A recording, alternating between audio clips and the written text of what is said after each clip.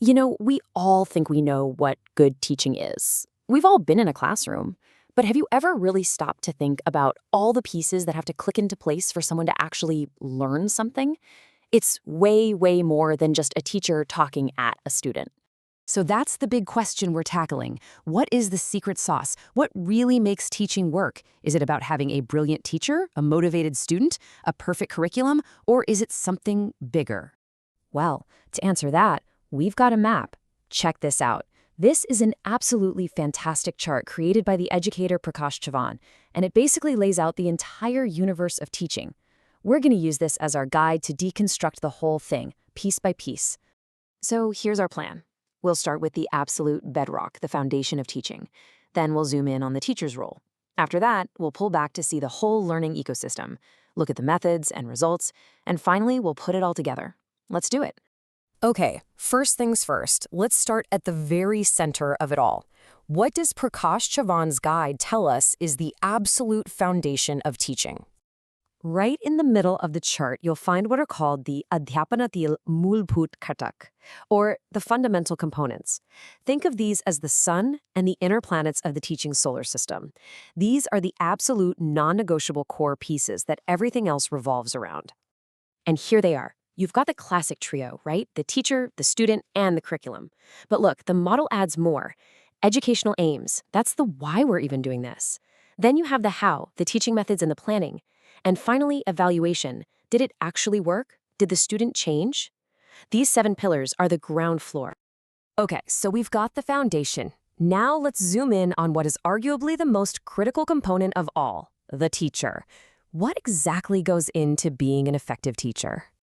Now this is where it gets really interesting. The chart shows that the teacher isn't just one thing. It's influenced by a whole bunch of other factors. Yeah, subject knowledge is key, of course, but so is personality, mental health, actual teaching skills, and, good old-fashioned experience. All of these things feed into who that teacher is in the classroom. And this right here just nails a point that is so often missed.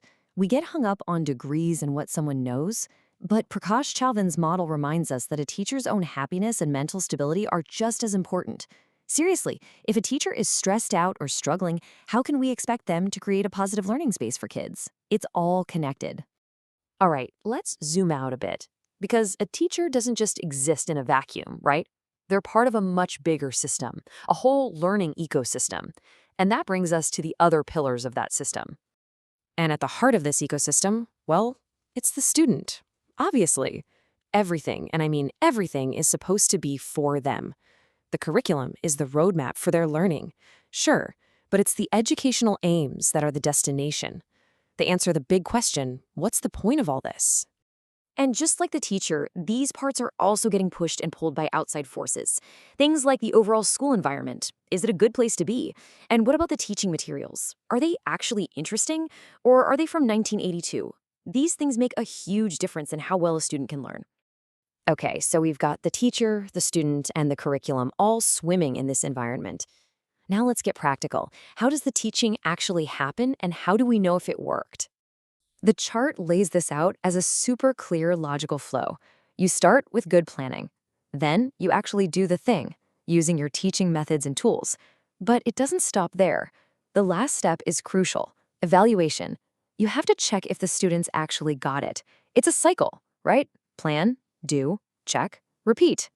But get this, even this practical process is influenced by these bigger, almost invisible forces. A strong, positive relationship between the teacher and student, that can make any method 100 times more effective. And the world of higher education is constantly feeding new ideas and research back into the system, changing how teachers do their jobs every day. So we've looked at the foundation, the people, the process, all the individual parts. But now it's time to pull the camera all the way back and see the true genius of how Prakash Chavan's model fits it all together. And here it is again, the whole beautiful system. When you see it all at once, you realize, wow, no single part operates on its own. The teacher's mental health impacts their relationship with a student, which impacts how a method is used, which impacts the final test scores. It is all one big interconnected machine. And that right there is the magic of this guide from Prakash Chavan. It shows us that great teaching isn't a checklist you can just tick off. It's a complex web. It's a living thing. And the cool part is, if you improve one area, say the teaching materials, it can send positive ripples across the entire system. So this leaves us with a final, really important question for you. Now that you've seen this whole intricate web, if you could pick just one factor from this entire chart to improve, just one thing to change in our education system, which one would it be and why? Something to think about. Thanks for joining me.